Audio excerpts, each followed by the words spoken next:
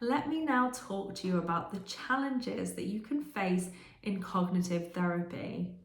Now, I've been offering this treatment for some time, and so I really want to impart to you hopefully the wisdom that I've developed over the years and practical ways of overcoming these challenges in therapy.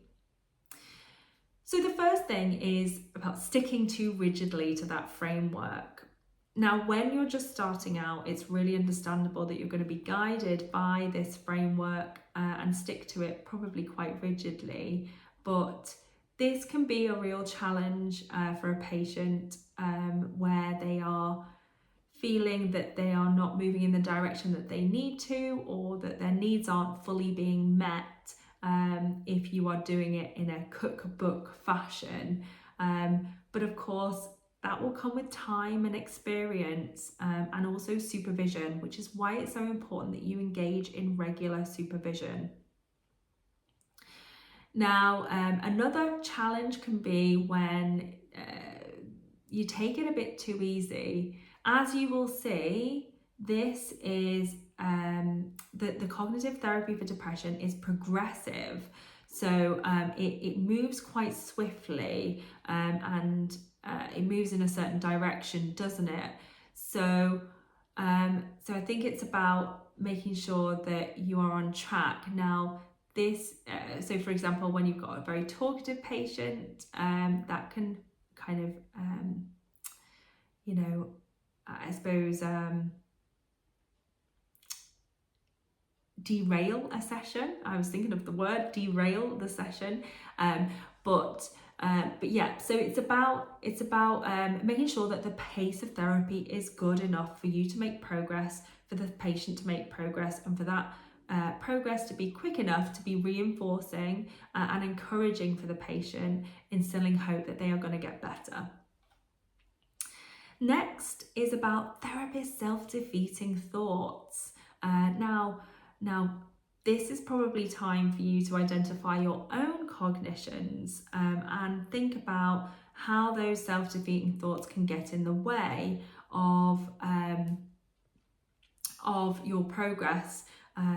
And really, it's about you being able to understand your self-defeating thoughts about yourself as a therapist, your skill set, but also your patients and what their prognosis is and how they are going to get better as well. The other barrier is non-compliance with homework, which I'm going to talk to you about in more detail, but this is a real common one for people with depression that you will find.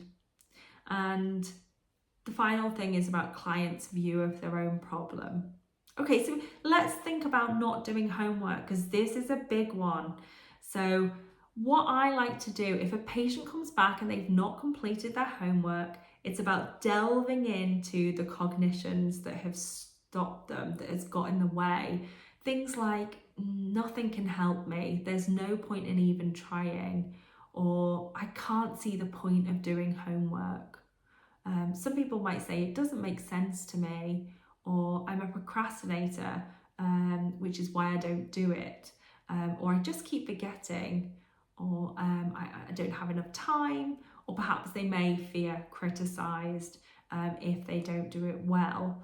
Well, all of these thoughts can be challenged using your thought challenging strategies, Socratic questioning, and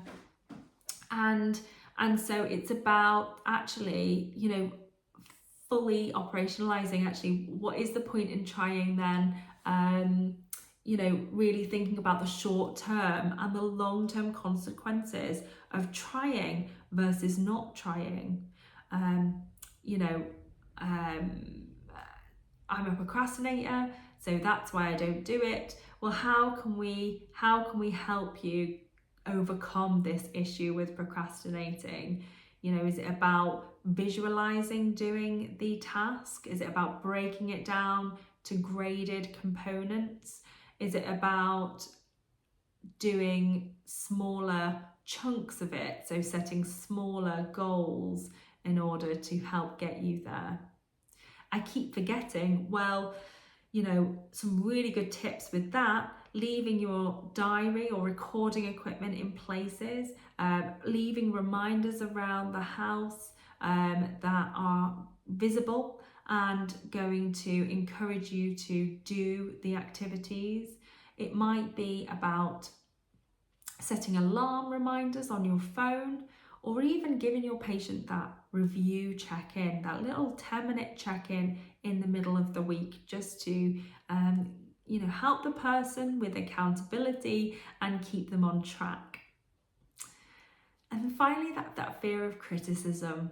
Well, I think this is something you can dispel as soon as they do any kind of work. This is why that positive reinforcement is just so important, that positive feedback. Okay, so another challenge that comes up in cognitive therapy is problems with behavioural experiments. So people can have several different problems with behavioural experiments, but the one I encounter the most is where the behavioural experiment has not been planned adequately.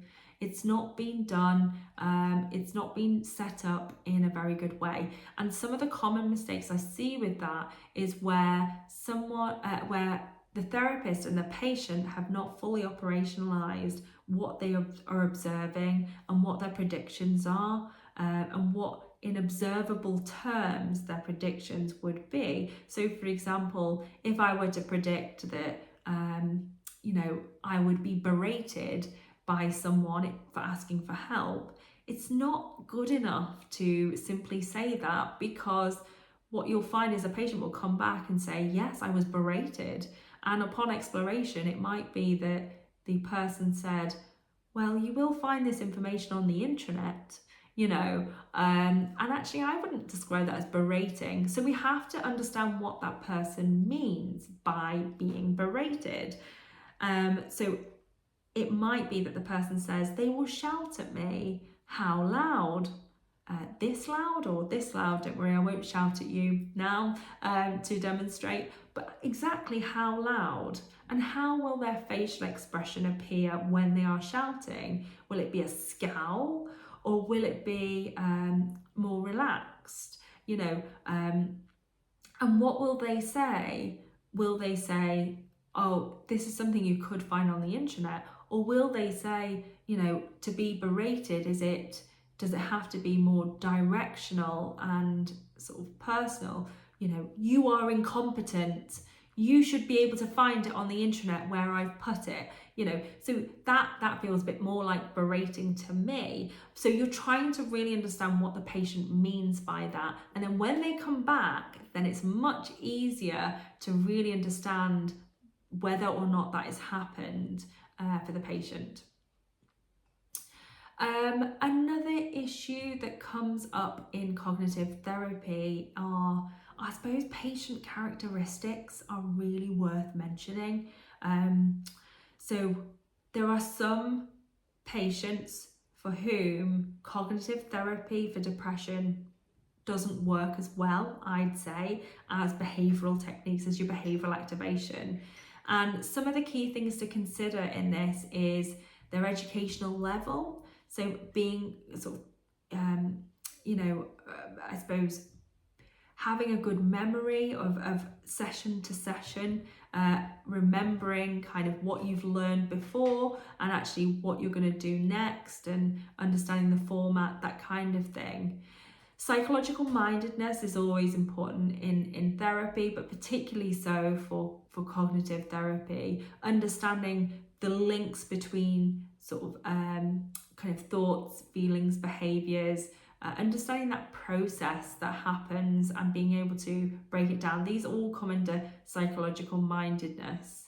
And sometimes those attitudes between psychological kind of therapy versus sort of medication. So some people will come up and say, I don't think this will work. I actually would prefer medication, but my GP won't prescribe it me for whatever reason. So I suppose it's about, making sure that you've got full buy-in from the patient. A couple of extra things which I think are really important, worth mentioning. Firstly, the very first thing that one of the first things I mentioned in this course is forgetting the importance of that therapeutic relationship. So it might be being stylized or erratic or overly cautious, being reductionist or simplistic, over didactic or excessively interpretive. So really, it's just about keeping that relationship going, keeping that openness, that bi-directional feedback, that exploratory kind of ethos throughout your treatment. I really hope this helps you to kind of foresee and overcome any kind of challenges even before they've started. So good luck with using some of these. Thank you for listening.